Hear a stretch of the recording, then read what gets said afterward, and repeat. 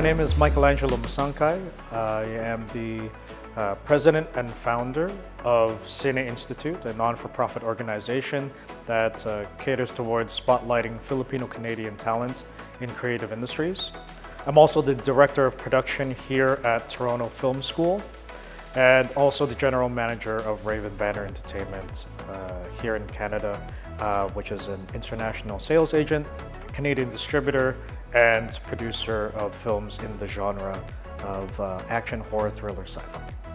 My family immigrated in two parts. My mom immigrated first, met up with her sisters here in Canada, and then my father followed here a couple years later. This was in the late 70s. Shortly thereafter, they had me in 1979. The most indelible memories that I have, because I'm born here, the strength of the family in terms of supporting themselves in a place that's completely foreign, completely brand new, and they're trying to keep their values and their principles about them while immersing themselves in a completely different place that is from weather to culture to expectations of what they can accomplish and what was available to them in terms of opportunities. No other experience was clearer to me than when my father took up and started a restaurant at the Sine for the temporary stay, the temporary restaurant business in the Sine for 2 weeks. This would have been 1985, I want to say. And it was the most revealing experience I had to the work ethic and the passion and commitment of the Filipino spirit. So starting Sine Institute was born out of my identity crisis.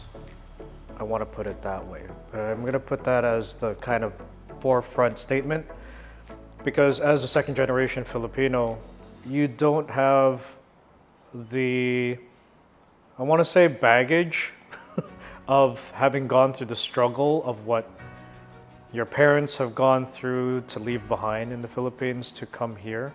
They shield you from the struggle and the things that they had to face growing up and trying to make an opportunity for themselves to come here. So all you get is really the family, the friends, the food, the fun, the faith. Those are the key things that you grow up with, but it really doesn't give you the baseline of where your culture is coming from. And there's very little to reference. And so when you're growing up, you find that you have an identity crisis, but you don't know it until you're later in your years. And so Sine Institute was really born out of a curiosity, and not only myself, but others who are second generation Filipino, and many conversations over the years that kind of revealed to me why I've been really adamant or seeking out opportunities to work with Filipinos, whether it's music, arts, business. I had always seek that out. For some strange reason, I was always, seeking that out. But I found that it was because I was always in search of what it meant to be Filipino. So I wasn't sure. And so when you're growing up, you kind of associate yourself with whatever you can assimilate yourself with in terms of culture and community. And the community that you're in, unless you have a lot of family and friends who are Filipino, you don't get that immersion and you don't get that background. I find that that's a similar story for many second generation Filipino in general, diaspora, not just in Canada. And so Sine Institute really was first and foremost just a film festival, but I didn't want to do it if it was just a film festival. And the people who were involved didn't want to do just a film festival. What we wanted to do was do something that was impactful, that could feed itself, because Filipinos were great at celebrating. There's no, how do we feed that cycle? So we discovered, there's a lot of Filipinos out there who are successful that you didn't realize. And then when you start connecting to those people, you start realizing how skilled, how talented they are, but they've been successful in their pursuit as an individual, enabling other people's successes and stories. What if we connected those people and those who are aspiring to be in this field or in the creative industries? If we were to connect them all and foster some collaboration, then what would be created out of that? That I think is such a great possibility and opportunity. And then we can celebrate that. And then there'd be new ideas, new stories, new creations that we could then really rally around and perhaps resonate with our experiences, not just the Filipino experience of our families and our parents. So that's really where Siné Institute started, really focusing on the education, the training, the development, the connection of those talents in a space that they could then be immersed in Filipino culture.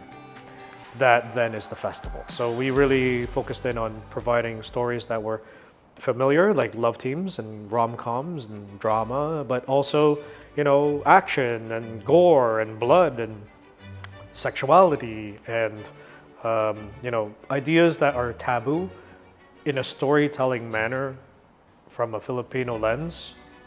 I think really allowed for first-generation Filipinos and second-generation Filipinos to focus in on one topic and then provoke thought that then leads to conversation. So the first film festival that just passed was beyond anything that we could have imagined, because selfishly motivated by the pursuit of, figuring out what the baseline is for what my heritage and my culture is. And connecting first and second generation Filipino was really a goal of that festival. I found that we exceeded that, because then you start seeing second generation Filipinos engaging with the culture, but also then bringing their friends who weren't even Filipino from different communities, different backgrounds, different cultures, who were just waiting for a chance to engage with Filipino culture because they've gone to eat with the family, been fed and have felt the Filipino hospitality.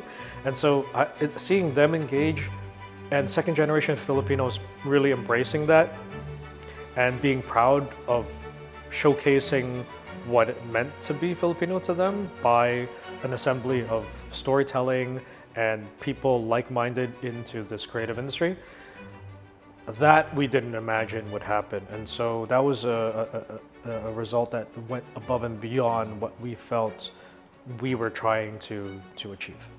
So for the future, you start realizing the impact, and so now it becomes a responsibility. People are now relying upon this on different levels. Emerging talents are relying upon this on the level that they want to progress into the next phase of their storytelling. Those who have plugged in and found an interest in filmmaking and television are now asking, okay, what's next? What else can I access? Trade delegates from the Philippines and Canadian producers here starting to ask the questions, okay, how do we collaborate on projects? And then the audience who came to see movies at the festival are now asking, okay, what's the next movie that I can see? I think we've got a good formula. I think we need to expand upon that formula. I want to be able for us to provide professionalized attachments to the industry through the unions. I also want us to expand upon the art, the science, and the business of this industry. I want to bridge the gap between Filipinos who are really great in storytelling right now, filmmaking right now, but also those who are doing animation, video game design, which I feel is the future of filmmaking, the gamifying of it, the AI side of it. We want to be able to show that yes, the entire industry has a divide between filmmaking and virtual reality, and that we are at both ends. And the sooner we can make connective tissue between those two, we'll be now leapfrogging, the world in terms of ability to embrace the next format of storytelling. Representing in Filipino heritage and culture in media is really important and very underserved. The buzzword right now is BIPOC. It started off as, diversity, equality, and inclusion for many years, and now it's focused in on a community that is deemed as BIPOC. Well, what is BIPOC? It's Black, Indigenous, people of color. There's a lot of great support, community behind the Black community. They are very well organized and very great at providing support for their own and supporting any of their projects and their creations. Indigenous, same thing. But it's hard for the POC part of BIPOC to really galvanize. And us as Filipinos obviously are in that grouping, but the focus has never really been about any of those groups or those communities. And so I'd love to be able to see more of that representation and more of that support on all levels of government, one, and two, from the community itself to rally behind as much as it is for the Black community and the Indigenous community. I mean, we represent 1 million Filipinos in Canada, 300,000 of which are here in Toronto, in Greater Toronto area. We are a force that is a sleeping giant that no one's really catered to, and I feel that we have our own needs as a community. We have our own desires for our families. Because of that divide between the first and second generation Filipino, I think it's so important to be able to bridge that and then move forward together. Because then the third generation, my kids, like I have a 3, 4, 7-year-old. What is their connection to Philippine culture if we don't do that now?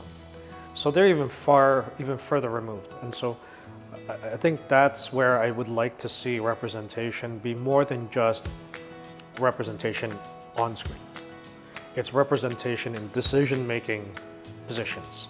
It's in the infrastructure, in the foundation, in the decision-making process. Those who make decisions about where does the funding go, or where does the support go, or where does the energy go towards.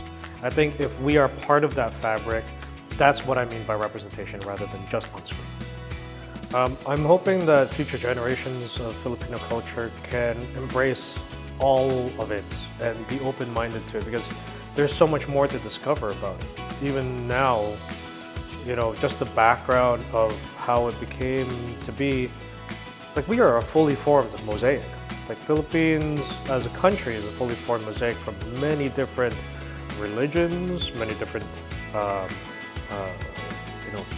cultural backgrounds, and it's hard to just pinpoint onto one as to why we are the way that we are, but we've been influenced by so many. And yes, sure, we've been colonized many times in the past, and so that mosaic is a bit forced. But I look at Canada and like we're a younger mosaic in comparison. So what does it mean to be Canadian in like 75 to 100 years from now? It's kind of like the same thing, I feel. It's not a colonization situation, but I feel like that's going to be the same situation where people are going to ask, okay, what is it that is meaning to be Canada? Because everyone's come from so many different places. So it's interesting to see those similarities when you start looking into the past of how Philippines came about. So I'm hoping for future generations that they'll have a clearer picture of what that is, because that also provides such a foundation for them to be able to build upon, rather than just assimilating into their surroundings. and imitating rather than being original. You know, I feel that you can only be original if you have a better understanding of self, and your foundation of self comes from your background and where you came from. So I'm hoping that that's the case for future generations. Mabuhay!